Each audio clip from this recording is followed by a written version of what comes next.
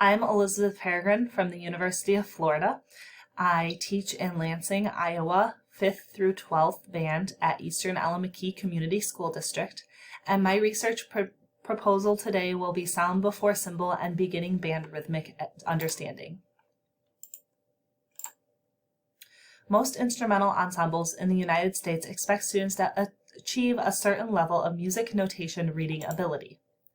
Many programs introduce notation from the very early stages of instrumental learning, so students are learning how to play the note and associating it immediately with the notation on the page, rather than getting an idea of how the sound is supposed to sound in their head, trying to produce it on their instrument, and then seeing the notation. Although sound before sight pedagogy is recommended for beginning instrumental ensembles, traditional notation-based learning persists. There are two simple categories in music according to Kruger and Wilson: tonal and rhythm. Tonal is the pitches and rhythm is the pattern of beats. My research will focus on how students who learn sound before symbol perform with the rhythmic side of music. Some think that having students learn by ear first will impair their ability to read notation later. So the question comes up, are sound before symbol practices supported by research? And does sound before symbol impact a student's ability to decode rhythmic notation?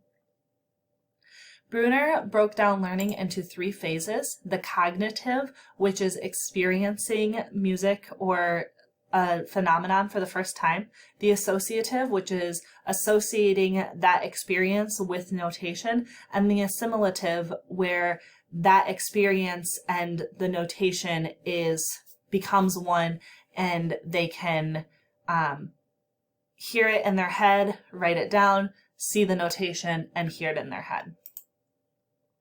Students need to develop a vocabulary of sounds in order to be successful decoding notation. By teaching by ear first, students can build this vocabulary.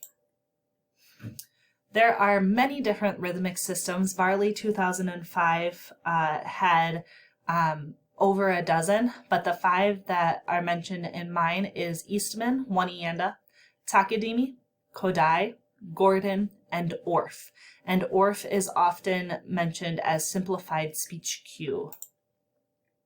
The rhythmic system that I use in my research is Takadimi. I chose to use the same rhythmic system between both groups because I am not measuring the difference between rhythmic systems. I am measuring the difference between sound before sight methods and traditional note-based learning. Takadimi is a beat-oriented rhythmic system. It provides consistent language for learning to decode musical patterns. And it evolved from Kodai. So Kodai's version has a different set of syllables for each rhythm pattern that is seen. For Takadimi, each time there's a new function within the beat, there is a new syllable used. So for Kodai, we have ta, ta, di, ta, ti, ti, and for Takadimi we have ta, ta, di. And Takadimi is flexible enough to work for beginner and advanced musicians. Here is the chart for Takadimi. You can see that it starts with cut time on the beginning, 4/4 and 4/8 for simple meter, and then it has compound meter down below. Kruger and Wilson suggest patching along with the beat. This will help students with the kinesthetic learning of rhythm, and Palicki criticizes Takadimi for not being able to feel the metric divisions, but he suggests that this can be solved through having students conduct along with rhythmic performance. McPherson found when studying high school students' performances on a sight reading exam that there is a correlation between the ability to perform rehearsed music and sight reading ability with students who are more proficient on their instruments. He also found that students lacked systematic approaches to sight reading. Bader, 2014, compared two choirs. One choir learned strategies with Takadimi, solfege, and learning folk songs by rote, and then learning the notation. And the other choir learned through traditional note-based learning, notation-based learning. And the choir who learned through Takadimi and solfege improved on their sight reading ability. 80% of them were proficient at their level, and the other choir did not improve at all. They stayed the same. Mishra did a meta-analysis of research done with sight reading, and Mishra found that improvisation and ear training ability correlated most highly with sight reading, but attitude and personality were unrelated to sight reading. This shows a potential that sight reading is a teachable skill and is not something that students inherently already possess. I did a lot of research on comparing rhythmic systems, and the research shows that students improve with systematic rhythm instruction no matter what rhythm system is used. However, students have the most accurate rhythmic performance when using simplified speech cue or beat-oriented approaches, such as Gordon, Takadimi, Kodai, and Orff, rather than mathematical approaches such as the Eastman system. Benson, 2016, found that students benefit from consistent rhythm systems. He compared two bands. One band received the same rhythm training as their general music class in their beginning band, and the other band learned a new rhythmic system. And the band that had consistent instruction performed better on rhythmic tasks. However, the two bands, one was from a private school, the one that performed better, and one was from a public school with much lower socioeconomic status. So that could have affected the outcome of the research. Sound before symbol dates back to early music education. It is allowing students to learn how to play the music on their instrument prior to the introduction of notation. Again, building that vocabulary of sounds. Musco 2010 found that there's a positive correlation between sound before sight and tone production. Woody and Lehman studied college students who were either vernacularly learned musicians or formally trained musicians. And the vernacular students were able to hear a melody and be able to play it on their instrument significantly faster than students who had learned through formal or traditional notation-based learning. So they found that when instrumentals learn by ear, there is a better connection between the sound goal in their head and the motor process needed to produce the sound.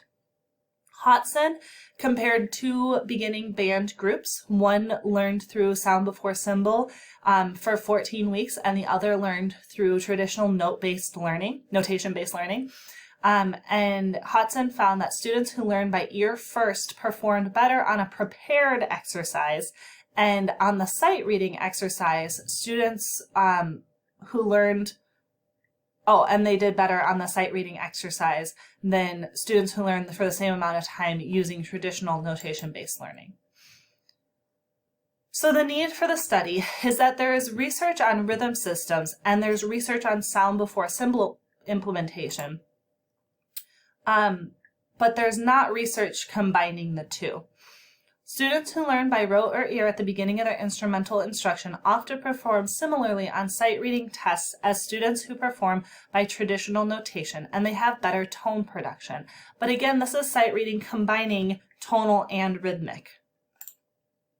Research on sound before symbol approaches and on how sound before symbol approaches impact students' understanding of rhythms appear to be lacking. So my research questions are the following. They are all on, do beginning band students who learn with sound before symbol do these things better than the traditional note-based approach? And it is, do they decode rhythm notation differently?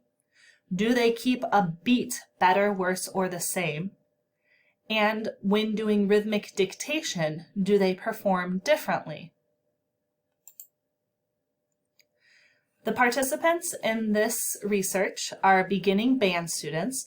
They will be selected depending on the availability of schools and the willingness of schools participating in the study and what individuals turn in parent permission forms. Depending on the number of students available, the sample size may be selected through random sampling if there are too many students to be able to collect the data from all of them. The research will be done through quasi-experimental pre-test, post-test design. The data will be collected qualitatively through a rhythm test that includes rhythmic patterns that students learn in their first year of band. The 4 sections of the test will be students' past musical experiences, spoken rhythm column response, rhythm dictation, and rhythm reading. Benson 2016 developed a standardized test for rhythm reading, and the test that I designed for this research was based off of that example. The 4 sections of the test assess different skills, and the rhythms in the test are ones that students encounter in their first year of band. The rhythms and the steady beat are measured separately so that we can see if there is a difference between students' understanding of rhythm and their ability to keep a steady beat.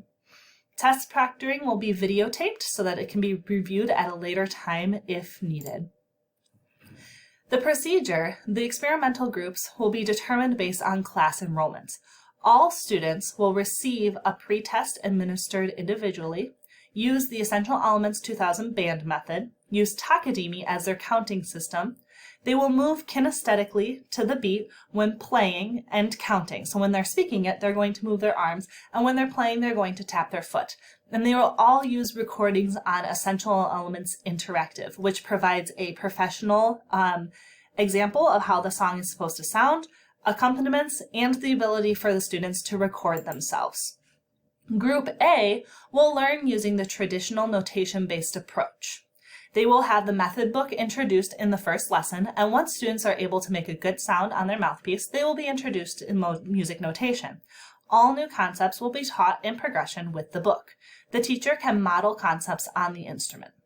Group B will learn how to make a good sound on their mouthpiece, then learn several folk songs by ear. They will have fingering charts that show their first 5 notes as do, re, mi, fa, so. They will do a rhythm column response on a neutral syllable prior to notation, and once they can play the songs, the teacher will introduce the rhythm syllables for Takadimi. They will be introduced to notation once the previous things have been completed. Prior to new concepts being seen in notation, students will learn them by rote. At the end of the first year of band, in the final month of the school year, the students will receive the same test as they did during the pre-test. In addition to this test, they will perform the rhythms that they had spoken on the performance section. They will still speak them, but they will also perform those rhythms. The data analysis will be put into a spreadsheet. The mean will be found for each number on the test as well as each section. The standard deviation will be determined for each mean that is found, and the scores from the pretest will be analyzed against the scores from the post-test to determine the project progress from each group. There were very few longitudinal studies on sound before sight and beginning band, and this study will isolate rhythm in the context of sound before symbol comparisons. Other studies that could be valuable are a Takadimi study comparing to other rhythm systems, and a longitudinal study comparing traditional notation-based sound before symbols approaches in beginning band with students who have similar socioeconomic backgrounds. Thank you so much for listening to my presentation today, and have a great rest of your day.